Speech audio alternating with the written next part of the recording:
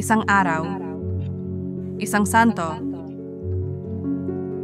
may maligayang pagdating sa channel na nagbibigay pugay sa mga lalaki at babae na nagmarka sa kasaysayan ng simbahan sa buong panahon. Ngayon, 27 ng Hunyo, ipinagdiriwang natin si San Cirilo ng Alexandria. Kamusta? Si San Cirilo ng Alexandria ay isinilang noong mga 376 AD sa Ehipto. Isa siya sa mga pinakamahalagang figura sa simbahang unang panahon at naging patriarka ng Alexandria mula 412 hanggang 444 AD.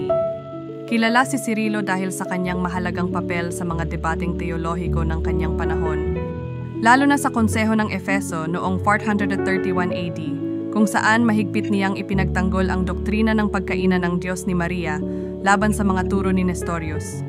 Sumulat si Cirilo ng maraming mga akdang teolohiko, mga homilya, at mga liham kung saan ipinaliwanag at ipinagtanggol niya ang pananampalatayang Kristiyano. Ang kanyang mga sulat ay nagkaroon ng malalim na impluwensya sa teolohiyang Kristiyano, lalo na sa pag-unawa sa kalikasan ni Kristo at ng Trinidad.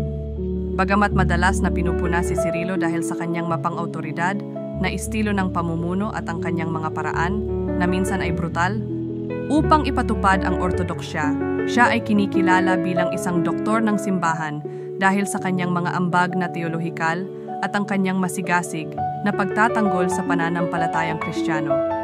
Namatay siya noong ika-27 ng Hunyo, 444 AD, at ang kanyang kapistahan ay ipinagdiriwang ng parehong simbahang Katoliko at ng simbahang Orthodox.